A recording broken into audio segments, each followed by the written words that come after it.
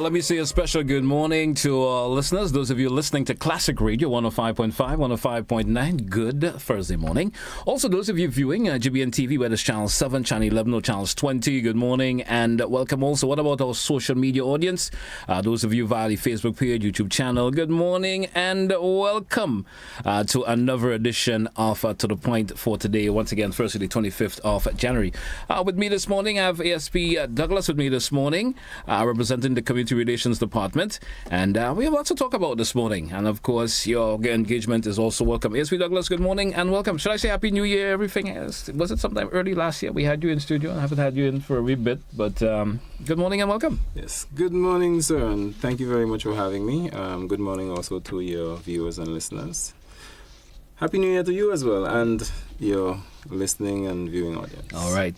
So our conversation this morning will certainly be based, of course, the role of the Community Relations Department. And we're gonna certainly have a bit of a chit chat about that this morning in terms of the role of the Community Relations Department. Let's talk about that. Give me some opening remarks in terms of the Community Relations Department, the roles, the functions of that particular department, all part of the Royal Grenada Police Force. Okay. So the Community Relations Department is that department or that arm of the police force responsible for bridging the gap between the public and the police force. All right. So we take on responsibilities that regular police stations and departments are not responsible for taking on. All right. We deal with matters such as community engagements. Though police officers in a police station will at times get involved in those, but the ultimate responsibility for it is the Community Relations Department. All right. We also deal with media relations, and we'll talk a little bit more about that shortly. The important thing here is that the department has people who are trained, experienced in dealing with matters, especially those that are sensitive, that a regular police officer may not be able to handle. Yes. So that is basically the role of the department. All right. Let's when we talk let's say internal investigations that are done through the Community Relations Department. How is that carried out? Let's say. Okay.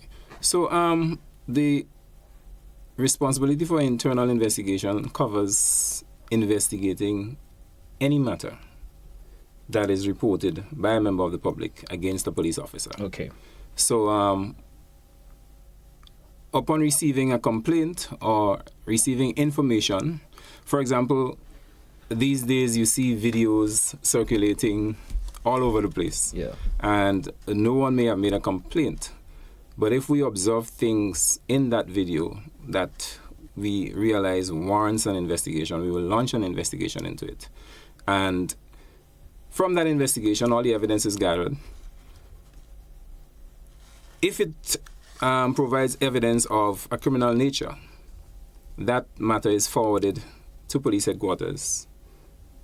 From there to the Director of Public Prosecution's office. And the DPP's office makes a decision on whether or not a criminal charge will be brought against the police officer. All right. If we observe infractions that do not amount to a criminal offense, but are serious enough that there must be some form of sanction, some form of penalty, then we have an internal system of charging and trying police officers. All right. So it's similar to the magistrate's court. There is an adjudicator who acts as the magistrate. There is a presenter who acts as the prosecutor, and then you have the person who is charged and the witnesses. Officers who are charged are entitled to employ the services of an attorney, similarly to as the magistrate court. And I can assure you that, to the best of our ability, a fair and just process unfolds during that that disciplinary procedure. All right. You mentioned something that I just that kind of come to my mind. You said not always someone will be able to, or I should say an individual, let's say a civilian, may have an altercation with a police officer. That individual may not seem it necessary to report that incident. Yes. But the Community Relations Department may, as you mentioned also, that, there are always some videos going around, police and civilians having altercations for various reasons. And if it seemed that in the Community Relations, there, of course, opinion that it may be something that they should look into. Yes. Then that procedure of that nature goes through on that. Of course. And I might add, not just the department's opinion, but the force administration sometimes will give us instructions to look into a matter, even if it was not reported. Okay. Yes. All right. Interesting to know that. Let's move on to, of course, media relations. From time to time, we see releases are sent out to the media from the Community Relations Department from various issues, from missing youngsters to particular issues that are happening. How is that process rolled through from the Community Relations Department? Okay. So media releases or press releases, are done when it becomes necessary. Okay. So if we have a matter that is significant enough that we believe we need to notify the public through the press. Well, in fact, these days it's not just through the press, because it goes out on our Facebook page and social media is involved. Yes. For some reason. So the public can view it even if, for example, a radio station or a TV station does not reproduce it. All right. So we would do that once we consider it significant enough. Right. Of course, we would not want to everything that happens. Yeah, because I was going to say it has to be of a significant nature that's deemed to be, of course, so, in the public domain. Exactly. And the matter can be considered serious for different reasons. It can be considered serious because of the nature of the incident. Right? So, for example, if there is use of a firearm in an incident, even if no one is shot, that can be considered serious. Yes. And then you can have another serious incident where no one intentionally committed an act, but someone got seriously injured, someone dies. That matter is also considered serious. Sometimes, depending on who is involved, it may be deemed necessary to put that information out. Right, so that determination is made on considering different factors. All right, let's talk about, of course, the media program that the Community Relations Department gets into on a whole. Well, we, of course, programs like this is also one that of course, of lots of folks know from time to time you're on this program. What other programs in terms of a media concern that is thrown out there from the CRD? Okay, well, what we try to do is seize every opportunity we get to bring important information to the public. So, as you mentioned, this program, we have a weekly program that a department is selected, and we try to identify areas of the law and so forth that we consider important enough or urgent enough to bring to the attention of the public. And a department, the relevant department, for example, if it is a matter to do with traffic, then most likely traffic department will be selected to do that. Might be a matter to do with crimes, and then you'll have CID. We have our Special Victims Unit, which will speak on issues in relation to children and victims and so forth. So the relevant department is identified, and that department is responsible for identifying a suitable person to get on that program. Outside of that, we sometimes have pop-up programs. There's a program sometimes on WFM on Tuesday nights that police goes on to. A particular station or media personnel may ask for an officer to come on. Yeah. Or do random interviews. Yes, we do interviews and so forth. So all of these things are the responsibility of the Community Relations Department. So a person may wish to engage the police, a media personnel may wish to engage the police to ask questions, to clear up matters and so forth. And the regular police officer out there is not authorized to speak to the media unless they get approval from the Community Relations Department. All right. So that's where the committee. That's the purpose of the Community Relations Department. Offer authorization to appoint. Yes. So regular police officers who may not be able to speak on issues of certain nature. So that you offer the information, or they come to you to gather the information first. It can be done either way. The bottom line is ensuring that the information that is put out there is accurate and is put out there in a manner that we'll be comfortable with. So, as I indicated earlier, with the regular media programs, suitable persons are identified to go onto those programs. Now, we know that not every person can express themselves properly or comfortably, especially in front of a camera or a microphone. There are some people who can speak well, but put them in front of a camera and all falls down. Right? Right. So all these factors are considered. If the person in question is competent enough to give that information, then we may authorize that person to speak with the media.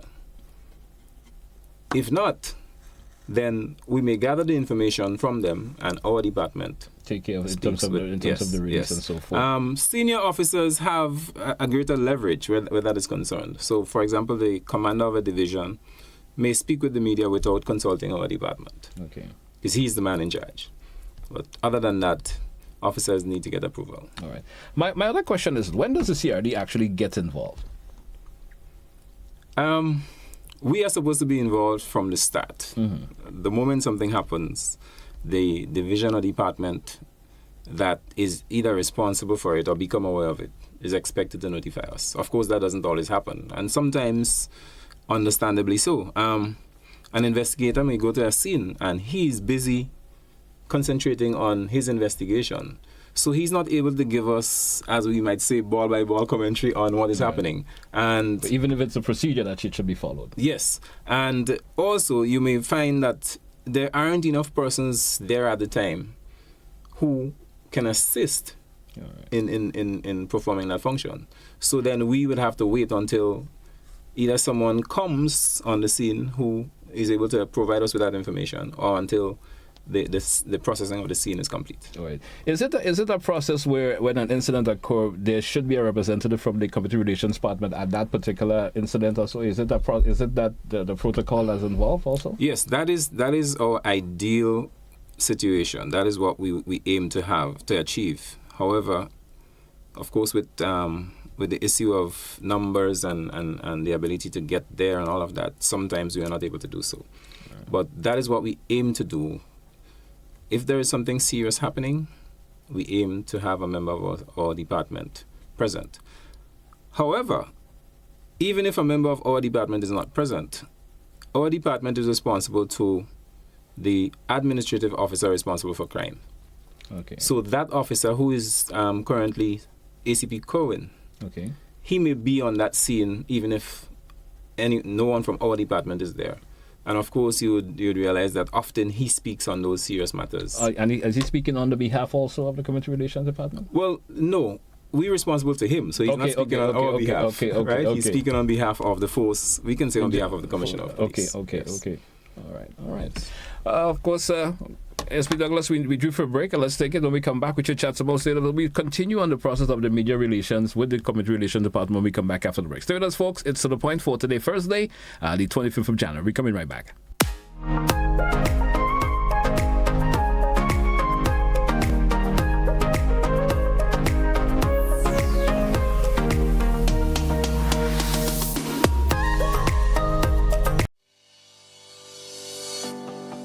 You know, one day I woke up and, they painted a set of pedestrian crossing all along the streets. Nobody told us how to use that thing properly. I know how. You're serious? Every safe, good driver knows about these things. As a driver, you have to be very attentive. You're coming up close to a pedestrian cross, you start slowing down immediately, looking to see if there's any pedestrian on the side getting ready to cross. If there is, you stop on the line that is a certain distance before the crosswalk. Then you would see the pedestrian put their hands out, looking directly at you, indicating that they are going to cross. And only when you have come to a complete stop, that is when they will quickly and safely cross to the other side. And then you continue happily on your journey. Stop, look, hand out, eye contact, wait for pedestrian to cross. Then you happily continue on your journey. This message is brought to you by this group of insurance companies, the Traffic Advisory Body, and the Traffic Department. I want to control your anger. There's a way to feel better. That's one thing to remember. No matter where you are, you can be a star. Stop and take a deep breath. And relax yourself. Take another deep breath. And relax it. And relax it. Eliminate violence. Grenada, come and enjoy 3 nights of celebration and consecration as the Latter Rain Revival Center celebrates Grenada's Jubilee anniversary. Let's come together to give God thanks for the past 50 years. Join us from January 31st to February 2nd at the Gateway Conference Center in Point Salines. Special guest, Bishop Griffin Daniel from Dominica, bringing a powerful message to pure Grenada. Don't miss this special celebration for Grenada's Jubilee Independence Anniversary. Come and experience spiritual growth, unity, and gratitude. Hosted by the Latter Rain Revival Center, where faith comes alive. I love my Grenada, my homeland forever. Tell me for us, Lord. Tell them for Grenada. Get ready to mark a historic milestone. It's the 50th anniversary of Independence Gala Cocktail and Dance, Saturday, 3rd February 2024 at the Crown Ballroom Radisson, starting at 7 p.m. for the all-inclusive cost of $500. All proceeds go towards the restoration of Government House. Secure your tickets now and be a part of history. Be there at the Radisson on February 3rd, 2024, hosted by Governor General Dame Cecile Lagranat.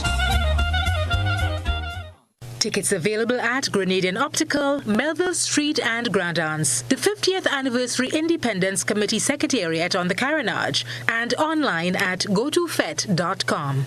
Grenada Steel Band Association, Grenada Tourism Authority, NOC 50, and Spice Mass Corporation presents Pan on the Sand 3. Sunday, January 28, 2024, from 4 p.m. to 11 p.m. It's gonna be the Golden Jubilee Edition. Come join us for a joyous evening of Pan entertainment, food and drinks, and bonfire, featuring 7 steel bands, Co-op Band Comancheros, Suzuki Food Fair, Pan Wizard, CBI Rainbow City All-Stars, Pan Osea, Nexon, New Dimension Steel Orchestra, Republic Bank Angel Hawk, and Grand Roy Pan Angels. The Grand Dance Beach is where it's all happening in front of the Grand Dance Craft and Spice Market. Pan on the Sand 3. Going down Sunday, January 28, 2024, 4 p.m. to 11 p.m. And best of all, admission absolutely free.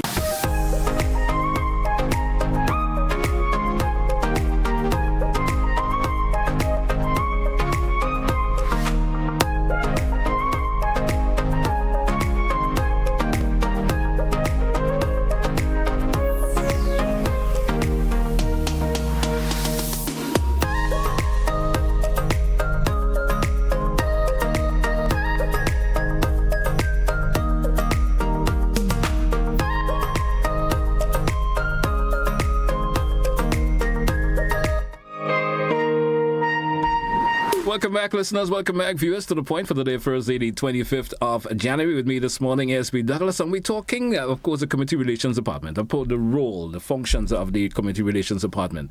And we're going to continue on the vein of, the media relations, how of course, the Community Relations, deals with issues, especially with responding to questions and concerns of the media. What are certain information, I would say, not released to the media from the Community Relations Department? We could start on that vein. Okay. I'd let you know, first of all, that we operate strictly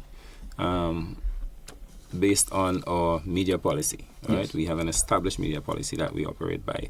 So there are guidelines, there are restrictions provided by that policy. right? And those restrictions are put in place to ensure that we cater for people's well-being, people's safety, security, people's privacy. Yeah. And we also have to consider the issue of certain matters going before the court. And certain information may become evidence, and we do not want to release it before it is heard in the court. All right. So I think it's important that I point out some of those areas where we have a death. Yes. And I like to use this example. Picture yourself going through your Facebook page and seeing a post that your father died in an accident or somebody stabbed him.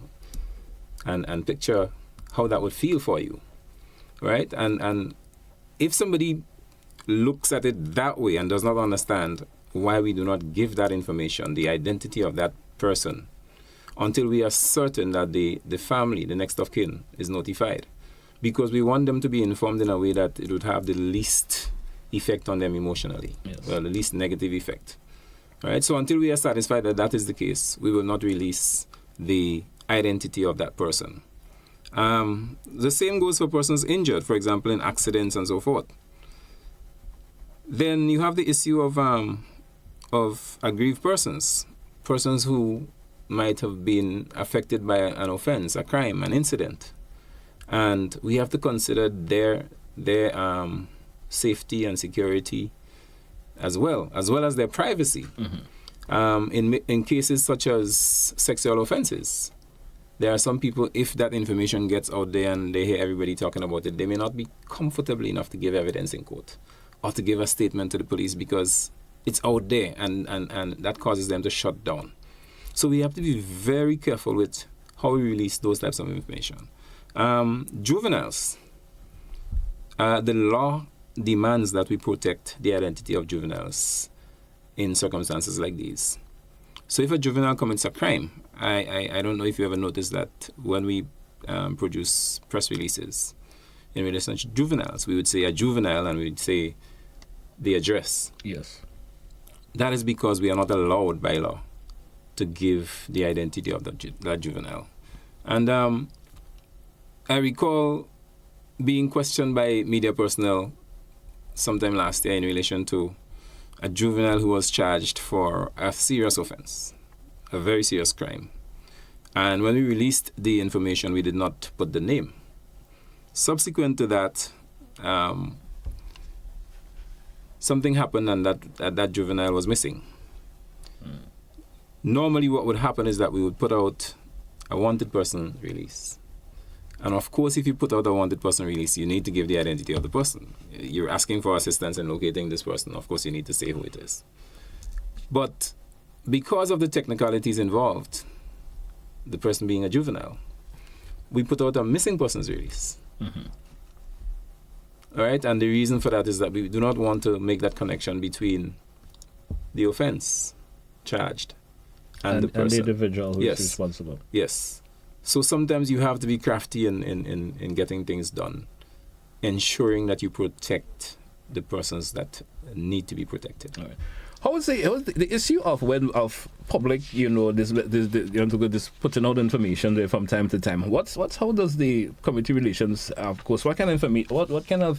How would you like to speak to the public about this? From time an incident occur, and these days everybody has a phone out. Yes. Everybody has somewhere, and they record something and putting it out in terms of not even the family members being informed first about it, and as you said, go into social media and you're seeing pictures of individual for different reasons on it. How does the CRD foresee that? How do you feel about that? What kind of information you like to show to the public? Maybe they should not do or don't about in relation to those information when it's shown out, when it's not coming directly from the CRD. Right. I'm happy you raised that because it is a great concern of ours, not just the department, but the force as a whole. We've had experiences, and I'm talking in recent past, as late as last year, where even media persons or persons who claim to be media personnel put out certain information that were not true, stating it as facts, and it turned out not to be true, right? Similarly, members of the public would post things on social media, and we admonish persons to refrain from doing that. We expect persons to behave responsibly in relation to things that they put out there.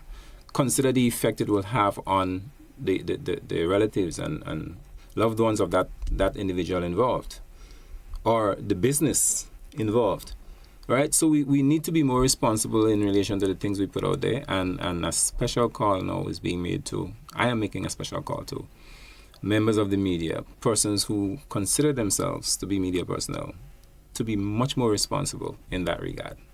Verify the information, and if perchance you're going to put that information out there without having it properly verified, at least say that you're hearing that, or we received this information. Do not say that this happened if you haven't verified that it indeed happened. Yeah.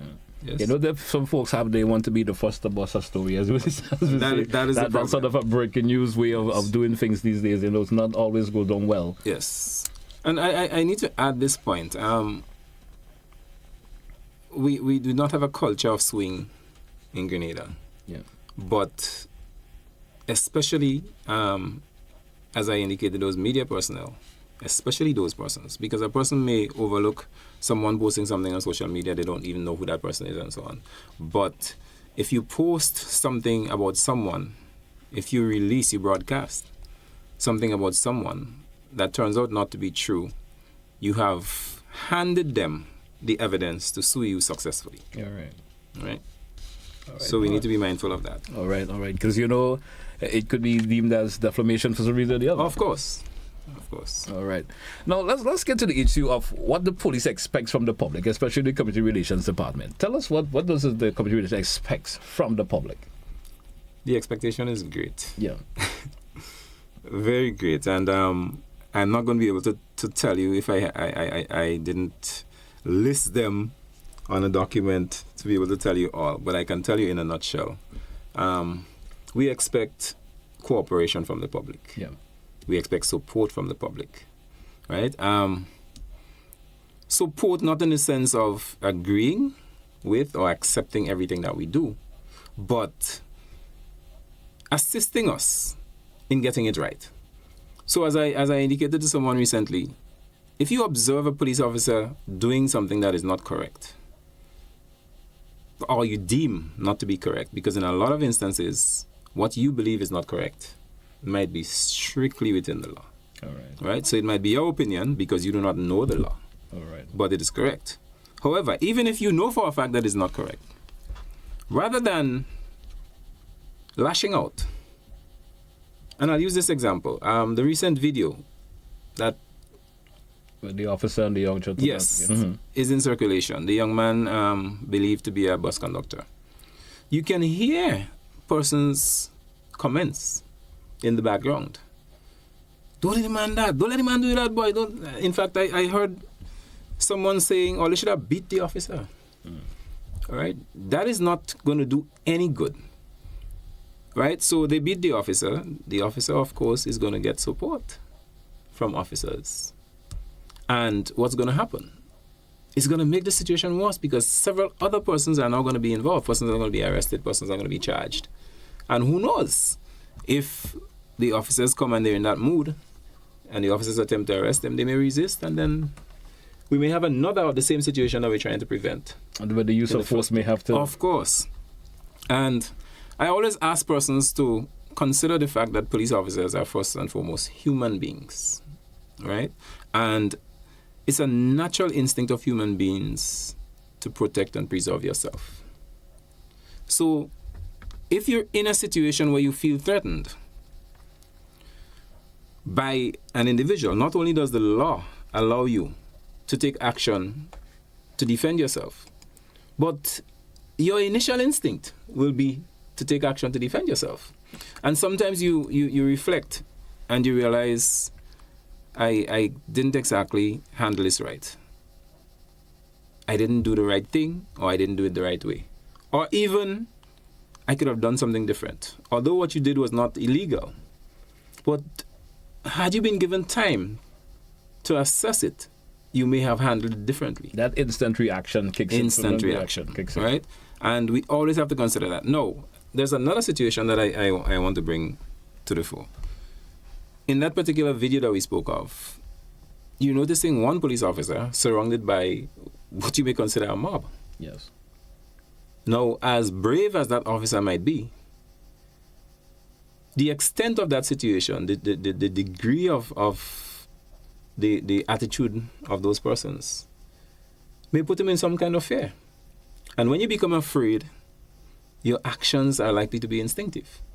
So your reaction may be way worse than it would have been if people didn't behave that way. So we're urging persons to, for example, in that particular situation, the best thing should have been make a call to the police station, say, look, we have an officer. If you consider the officer abusing the gentleman, we have an officer on this street here abusing someone. That way, assistance comes. If there is an abuse, the abuse gets stopped. And it does not get prolonged. It doesn't get escalated any more than it should have. And that is the advice we are giving. In fact, that's the admonishment we are giving to members of the public. At the end of the day, you never know what's going to happen. That person that you think the officer is trying to abuse, based on your behavior, that person may get seriously injured. Yeah. Because the officer there, you put him in fear. Surrounded by a group of people who are all shouting negative comments against you, you put them in fear. And as I said before, no matter how brave a person is, this is likely to happen if they find themselves in that situation. All right, good. Yes. Let's get some more in terms of what the department is expected from the public. You did mention cooperation. Yes. One. Right, and cooperation in the sense of not just the department but the police in general. In general. Right. Well, I must say that we have over the years had great cooperation from and assistance, for that matter, from the general public, right? But it generally happens with a particular category of persons, and that is the problem. Similarly, when we share information, it's a certain category of people that receive that information because those are the ones who take time to listen or to view it. And that way we do not get onto the targeted groups as much as we would like, right? So we're calling on everyone to provide that support for the police. I've already indicated that we have a mechanism in place to take care of behavior by police officers which are considered either illegal or improper, right? And I'll talk a little bit more about that later on if there's time. So if you see something that is going wrong, you provide that information to the police that they can deal with it. If a crime is committed, you may not be affected by it, or you may not be affected by it directly. But who knows? This neighbor is the victim today. Yes. And next week is your turn. Could be you. Right? Whereas if you had provided that information and that person got apprehended and charged and probably convicted, they may have been in prison next week. And you would have been spared that discomfort. All right. Right? Similarly, family members may be affected by it, even if you're not. And what about your neighbors? Are we not concerned about our neighbors anymore? Right? Grenada used to be that kind of nation, and how far from that have we strayed now? And do we have any intention, a desire to go back to being our neighbor's keeper, our brother's keeper? And that is something that I urge us to consider seriously. How concerned is the CRD, especially when it comes to, the community, with their relations with the communities out there, in terms of that breakdown that we've seen from time to time? You did mention a while ago that, in police officers, the community relations department, various departments should have that uniform working relationship. Yes. With various communities. But lately we see that breakdown in it because of incidents like what happened a few days ago with the video. There are other instances where we see that breakdown in relationship. How does the community relations department feel about that? It's a great concern for us, right? Community relations department, the force as a whole, and I want to stress in particular the force administration, right? Is a great concern. What you find happening sometimes a particular community may respond differently to an officer that they're familiar with, they're comfortable with from an officer they do not know. And I guess, in a sense, that is natural. But at the same time, the approach is what can make a big difference. I know you, so I'm comfortable talking to you and giving you certain information. But I do not know you, and I do not want to hear you. Or if you speak to me, I refuse to give you information.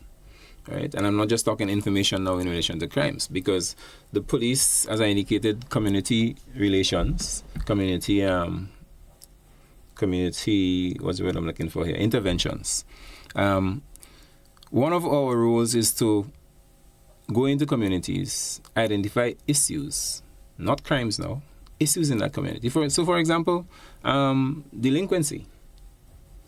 And try to find ways to assist in remedying that situation, because you would accept that those types of behaviors eventually would lead to crimes and so forth happening, right? There might be issues between various members of a community, and we would intervene and try to resolve those issues.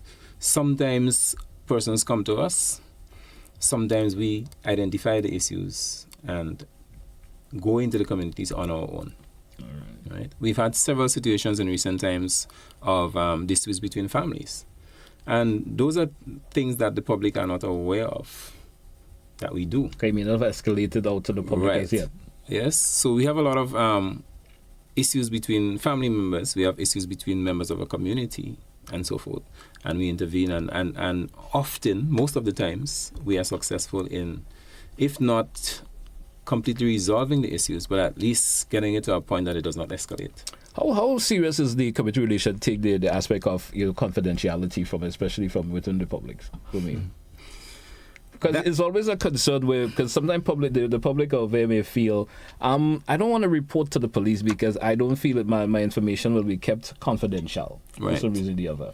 No, I'm not going to be naive and say that we do not have circumstances where a police officer may say things that they should not say, or may speak to a person about a matter that they should not. Because, as I said, we are human beings. And not every one of us have that strict discipline to make sure. Sometimes we do it inadvertently. You may be having a conversation with someone and you may mention something without even realizing I should not have said that. Right? But on the other hand, there's a notion that once I give the police information about a matter, the person that I complain about should not know that I gave the information. And there are circumstances where you cannot effectively deal with the matter without identifying who complained. For example, if you call me personally and say to me, a gentleman is playing music in my area that is excessively loud, and he's been playing it for a long time, that is a matter that I can address without mentioning your name.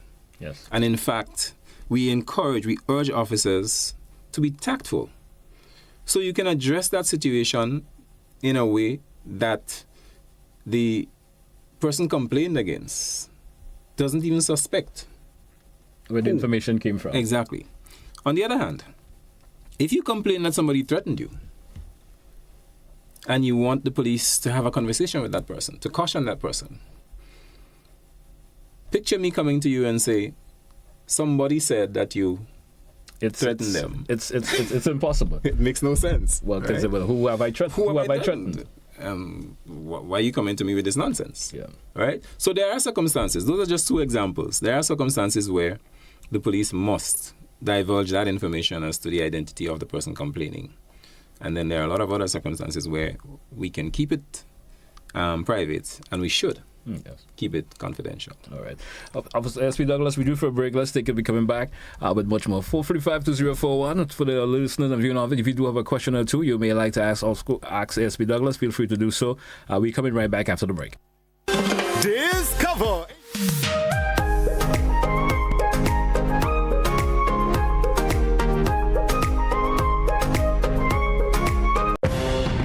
Nothing like starting a new year with better news than the old one. From the start of 2024, the NLA has much news to share. Get this, the 2x dropped promo that players have been enjoying is extended to January 31st, 2024. Yes, Grenada, it's goodbye for a longer while 2x. With no 2x balls and fewer free play balls, players, your chances of multiplying your winnings 5 times more with multi-X added to Playway will continue to grow. Don't miss out. For every draw, ask for Playway with multi-X. It's a great time to value your dreams, win your way, and multiply your winnings in the NLA's 2x dropped promotion. Must be 18 years and older to play. NLA, making your dreams come true. Grenada, an athletic challenge is about to unfold. We are celebrating 50 years of athletic excellence in Grenada with the first ever quadrilathon. This is the Independence Flag Grenade. Independence Flag Grenade. On your marks, get set, go! 17 with representation from each parish. Running, sailing, swimming, and cycling. On the 28th of January, the excitement begins at 7 a.m. at Mount Craven St. Patrick. From there, the runners take the baton to Dragon Bay, where the sailing teams await. The sailing teams will ride the wave to take their batons to the Carenage, where the swimming teams will then take the plunge across the Grand Anse Beach. Finally, the cyclists pedal all the way to St. Andrew in a test of endurance. This isn't just a race, it's a true testament to the athletic excellence that exists in our home country. Come out to the streets in your numbers, bring your flags, whistles, and horns, and support your parish at this Independence Flag Relay on January 28th. It's all up from here. We going up, going up.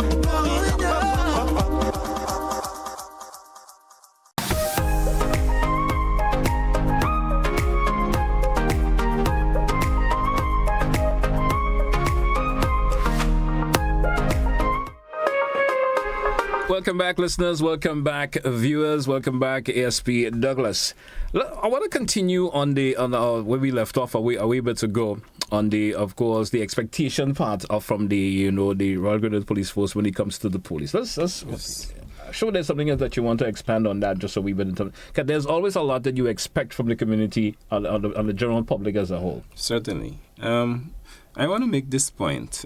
We spoke about people's reactions when incidents take place between involving the police, and I've been confronted with this statement several times recently that there's a lot more police brutality, there's a lot more police officers, situations where police officers abuse people and so on. And I have to always indicate to people that is not the case. Yeah. Right? The statistics show that is not the case. What we have is that it is much easier for persons to become aware of those situations. 20 years ago, this situation that we mentioned earlier, where the video is being circulated of the officer and the young man, 20 years ago, probably only persons who were around would have known, or persons who are related or connected to one of them would have known of the situation. You will just put it here through the wind, but a police officer and a civilian. Exactly. No. The entire country might have heard of it already. And not just this country, but outside. The world as a whole. Right? Right. I believe that situation was discussed on Ride Along last night. Yeah. So the world can become aware of it through the social media platforms and so forth. So that is the reason it appears that there is so much more of that situation now than before. But I can tell you that the statistics show that it is not the case. Right. It is the opposite. It's only obviously everyone is walking around with a cell phone these days. Everyone is walking around with different devices that could record and instantly upload to social media. Of course. And make the incident be aware of some way or the other. So that is understandably so. As you said 20 years ago, the conversation would only be around the villagers, per se, without going around there, or maybe, as you say, family members may tell somebody else. But now, can instantly upload it and happens to go along. Everyone is aware. And in relation to the actions of persons present at those scenes, no, there's an offense called obstruction of police in the execution of their duty. Yeah. And that offense is very easy to commit. Right? And I think if I leave here this morning without pointing out the existence of it, and how you can commit it, I might have failed the public.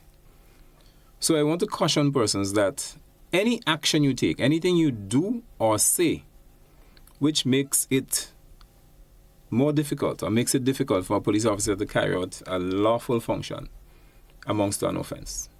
So those statements that we heard in that video, leave the man alone, don't do the man that, telling the young man to don't let the man do that and all of these statements amount to an offense, and an arrestable offense at that. So that is another reason, apart from being responsible and being patriotic, being smart. This is another reason why we should avoid that type of reaction when incidents take place, because you can be arrested and charged for that offense. And in day and age, the evidence against you is gathered even easier. Exactly. Sometimes the person puts the evidence out there against themselves, because they're doing the videoing and they're making the comments. So you hear the comments in that recording. Understandably so. We want to consider, I'm seeing the phone is going. I know that the listener viewing audience wants to get in on your brief, but we still want to talk in terms of the roles of the internal investigation. We want to talk about that a wee bit, because people will always want to find out when you hear an investigation is going to be taking place. An officer committed, some incident has been reported against an officer or whatever, and there's that internal investigation that has to take place from time to time, and then we don't hear nothing about it again. For some reason, it doesn't come back out to the public. Give us a little bit around, of course, of the procedure, how that rolls out. Okay, the last point you made, I want to touch on it before I forget. I raised it yesterday on a program, that when an incident happens, people put it out there and everybody gets to see it. But when the appropriate action is taken and satisfactory results come out of it, the public doesn't hear it. All right. So that person who considers themselves a victim, who may have actually been a victim, gets justice. They don't put it out there and say, well, the police did a good investigation, they were fair and just, and I got justice. But the negative part of it is always... Exactly, that is what is out there. For some reason or the other. All right? So the police is not in the habit of putting a defense out there. All right? When negative things are said about us, it has to take a special situation of special circumstances for us to put something out to say, this is not true, or that is not what happened, whatever. But normally we would not. Right? So the process of the investigations, we investigate individual officers and also departments. So, for example, if a person makes a complaint to a police department and a lengthy period passes and they do not get redress or get a response as to what is happening, or if the matter is handled in a manner that they're dissatisfied, our department is responsible for looking into that matter to find out exactly what happened and why. Yes. All right? We always make sure to give feedback to the complainant. And that is an issue that the police has that I can't understand, but it exists. You do all the work, you get it done properly, and you fail to notify the person that it was done. So as far as that person is concerned, you haven't done it. Right? So we're seriously working on getting officers to give feedback to people. But in the cases where it's not done properly, or it's not done on time, our department takes it up and deals with it seriously. So whether it is to get, even if it is beyond us as a department, we pass it on to the force administration, and they get persons to do what needs to be done. That's one of our responsibilities. Okay. In relation to the disciplinary process, where a police officer gets charged internally, the witnesses are entitled to be there throughout the process. So if you're the person that is affected by the actions of the officer, even if you have given evidence, you're entitled to continue being there until the end of the matter and the results are given. Okay. So you know exactly what the decision is. And again, in those situations, that information is not put out there. All right. What you see out there is the officer. Is it protocol that the police don't give out that information, or it just doesn't give out at all? So it's part of the protocol that information is not given out against a particular officer or the sort? Well, it is internal matters. Yes. So we do not put it out there unless there is some situation that warrants it. being put out. And as I indicated, we're not in the habit of putting up a defense. All right. Right? So, because it's internal, we do not put it out there. In fact, even if it's in the magistrate court, depending on the nature of the matter, we would not put it out there. The parties involved are aware of the results, and that's the end of it. Okay. Yes. Okay. But of course, if anyone is interested in getting that information, generally we would not keep it from them. Okay. Understandably so. All right. Let's entertain a few calls. 435-2041 if you do have a question or two. And for the space of time, folks, I will request that you just get to the point of your question, and so we can have as much callers as possible. Let's take our first caller. Caller, good morning. You're welcome. Good morning. Good morning, caller. I have a question for the officer. Now, the business is, what he is saying is the truth. And I know it from since I was a child. When I say a child, I mean from as much as 10. I know it.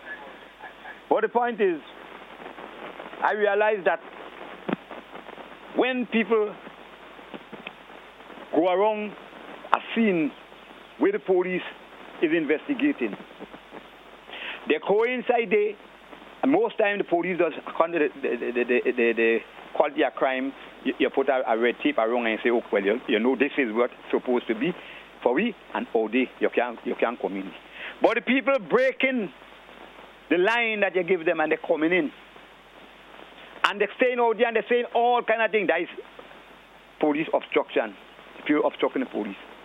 And I never see the police do anything, and they're breaking the law, and they're doing over and over. The people are not being disciplined, and these things have to stop. The police are supposed to do what they're supposed to do when they're supposed to do it. Yeah? And I could speak about many more things that the police does fail to do, and they're supposed to do it. Right? But I don't want to go on for too long because somebody else might want to take a truck. But my thing is, when the police have the duty to do and people violate it, the police are supposed to do it. If you ain't take the action you're supposed to take, basically, you're creating a problem. Yes? So, please, officer, I want you to do that. Is that another thing that I realize that does go on? People does go to the police and lie to the police about another man. When the police investigate the matter, they realize that the individual who bring the complaint is a liar. And what they're doing is just lying on this person to deliberately put them into prison. And the police know. And the police telling the person, this thing you're doing here, this report that you're making, this is supposed to be an honest report. And they make you sign to it. And they tell you, you could be, if in case you lie in a matter of this thing, you could be charged or will be charged. And when they make the investigation, they realize that the person lied. And although they're telling you could be charged, them still ain't telling the person, I'm going to charge you. Because you're wrong. You lied to the police. The police know. And they just go down the gutter just so. And people doing it over and over and over. That is libel. When people deliberately lying on somebody to put them in jail, that is libel. That is high court matter. Please, officer, I respect the police fully. But do what you're supposed to do when you're supposed to do it. If you see something going to happen, before it happens, tell them about it. But if they break the law, you have to do what you're supposed to do. It's not a question of, is the first time and you didn't know and them kind of thing. Caller, I'm going to ask you to take a wrap. Thank you very much. Have a good morning. Have a good morning. Any response to the caller, SP Douglas? Yes, I'm very grateful for the admonition. And he raised a point that I think is very significant. You may not be aware, sir. You see, GT, just like I indicated, sometimes people do not become aware of the results. Yes. We've had several situations where persons have been charged and convicted for that issue that he spoke of. That's where you're lying to the police? Yes. There is an offense for making a false complaint. Yes. We've had several situations where persons were charged for that. Those that I can recall at the moment are in relation to serious matters such as rape or other sexual offenses. All right. So, but the difficulty sometimes is being able to prove that the information was not correct. Okay. So, you may make a complaint, and when it goes to court, the magistrate believes the defendant's story. That doesn't mean that the complainant lied.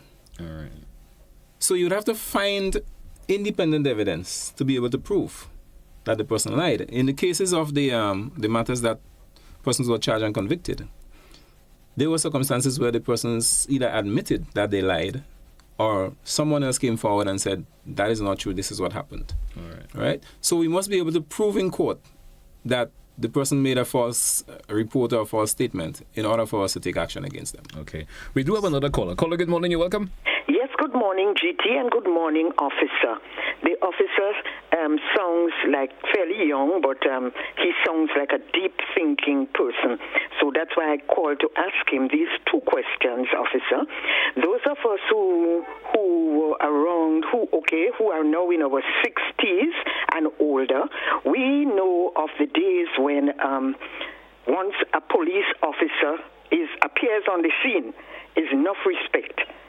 You know, who will run away, we even remember a woman police officer who used to be alone in the market, and I'm sure there are people who can still remember when she alone broke up a fight with two men, and she was there for a while between the two men, holding on to each of them until help came. Nobody lashed her. The two men could have beat her up. Nobody did that, because those were the days when police got enough respect. Today we reached to a point where a school boy was seen fighting with a police. The officer gave other examples. But how did we get to where we are today? And is that now taken on board to tweak the training that police get to suit the times we are in? Thank you. Thank you, caller. Thank you so much. I'm very grateful for the comment, ma'am.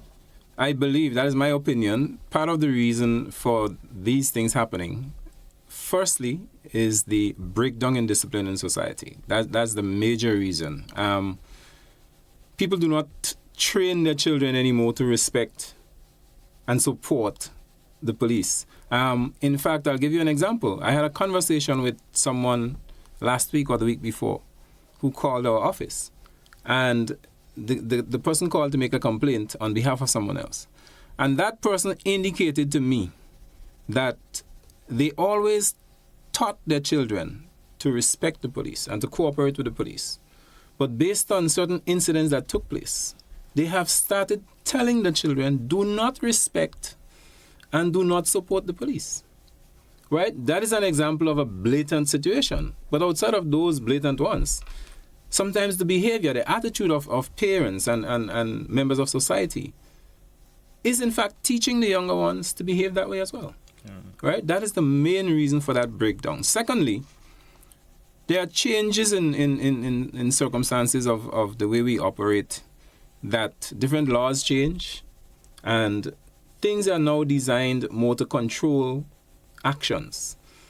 For example, a police officer may have had a lot more leverage or leeway back in those days to deal with a situation than they have now. And an officer now has to be extremely careful as to how far he goes. Some people give respect out of fear. And some people give it because they choose to. Yeah. Now that we are getting away from that fearful way of policing, those persons who give it out of fear will no longer give it. So true. Right? So it's a matter of us having that conversation in the society to get people to understand the importance of it. Because at the end of the day, what the police are doing is for every one of us. All right. Let's entertain another caller. Caller, good morning. You're welcome. Hello, good morning. Good morning. Yes, I just wanted to call to say a few things. The main problem that we're having generally is that the world has become a place where everybody is accepting wrong. So wrong is not right and right is wrong. Basically, that's the state that we are in this world right now. And I want to express here that it's not easy to do police work, especially in the type of world that we have now. It is a very difficult task to do, and I want to commend all the police officers of not just the Royal Grenada Police Force, but generally worldwide, for the sacrifice and the dedication, and they put their life on the line on a daily basis. But with that being said, I want to commend the officer for taking his time to explain so eloquently and so in simple way that everybody could understand. But right now, we are in a bad state. People need to be law-abiding citizens. We need to follow the rules. And I looked at the situation with the incident that happened with the bus conductor and the police officer. And I heard a program last night, and everybody's calling, is bashing that police officer, saying, oh, he needs to be suspended, fired, he needs to be dealt with, he has anger management issues. And nobody is calling and saying the bus drivers are the most law-breaking citizens of the country too. I'm a driver, and I'm to be honest, it's so frustrating driving on the road with the bus drivers. They don't care about people's lives. They don't have respect for the road traffic rules, nothing. So if we take the time out as people to do what's right, to follow the rules of the land, the laws of the land, to respect the police officers as well when they're doing the duty. Before police have a situation dealing with, they crowd up on the police, everybody up in the police says, lead that man, you can't do that, obstructing the police officers. And as the police clearly said, it makes the situation worse. It's not better for anybody involved, because the police first is a human being as well. We forget that they're human beings. They're not robots. They're not machines. They're not programmed. And as he said earlier, when you're in a situation like that, just once fear takes over your mind and your adrenaline kicks in, you're going to act. You're going to act from that. So I really want to just beg with our people here, do what's right. The bus drivers, they need to revamp this whole bus system. There needs to be more requirements, like, driving on the road, the experience, the number of things. Maybe Ma'am, I'm going to have to ask you to take another 10 seconds and wrap, please, because we're out of time. No problem, but I really want people to just do what's right and to avoid the problem in the first place by complying, obeying the rules, and in the first place, not letting things escalate and get out of control. So thanks again, and have a blessed day. Thank you, caller. Thank you so much. And that would be our final caller for the morning, because we are way with overtime this morning already. Anything that the caller said that you may want to, respond to in any way, and before we get some closing comments from you also? I think it's necessary that I express gratitude to that caller for that support. Hearing it from a member of the public sometimes make it easier for persons to accept than hearing it from the police. So I'm grateful for that. Just to add a point to that, have you ever noticed that most of the times you see videos circulating of incidents involving police officers, it starts from a point when you see an action from the police that is deemed to be unlawful. Not the initial stages. You never see the initial stages. And so I want to urge persons that if you're so bent on sharing, then let's share everything. Yeah. So everyone can see exactly what happened. What the process started and how it got into where it got. Because I know of situations where persons strike police officers and the police officer responds or reacts.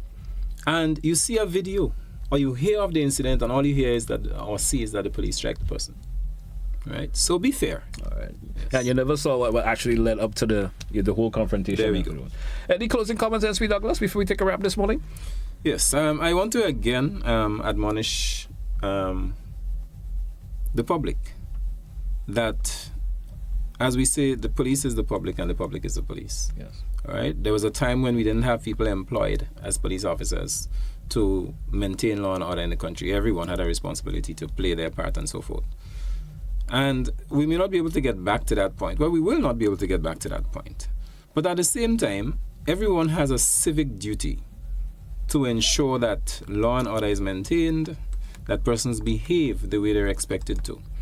And I'm not asking anyone to approach a person who you don't feel comfortable with approaching when they're in a certain state of mind, when they're behaving a certain way, but at least do something that can help with that situation. You can make a call, you can advise persons around. There may be persons around who are just standing there. And you can speak to them and ask them to intervene because you are not comfortable trying to intervene yourself. Right? But do something in an effort to prevent the situation from escalating or to quell the situation. Right? That's one. Secondly, the point that was made that police officers are human beings. And bear in mind that they're likely to respond or react in ways that they will not normally do when they're pushed to the limits. In different ways you can be pushed to the limits. As I indicated earlier, put into fear or harassed in a way that it gets to you. Different persons have different levels of tolerance. And another significant thing is as you grow, as you get older, you get more experienced. You learn to handle things in a more fitting manner than you would when you're young. Now, we have a very young police force.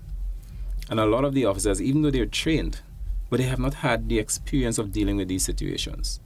So they have 2 or 3 experiences, and then they sit back and talk to themselves. You know, I did this and I did that, and I realized that I should have handled it differently. And on the 4th occasion, you see a different reaction from them because they've learned by experience. Some things only come that way to some people. Right. Some people, you tell them, this is what you must do, and they get it on the first occasion. Some people have to experience and learn from multiple times before it actually sinks in how you should handle it. So all of those are factors that we're asking the public to consider when a situation takes place, especially in relation to how you're going to respond. I want to take the opportunity, finally, to thank the public for the assistance we've been given over the years. Not from everyone, but without the assistance we've been given, many or most of our serious offenses and so on that we've been able to solve, we would not have been able to do that without the assistance. So we want to echo that gratitude for the continued support by some members of our society and urge the others to get on board. Right. It's one Grenada, one people. So true. Thank you once again, ASP Douglas. Thank you so much. Interesting conversation this morning. Hope we could have it again. Sooner or later, post you back in and have this conversation. Thank you so much to our listeners and viewers this morning. Thank you for being part of the program, folks. Join us again for another edition After the Point. That's where we say goodbye for today.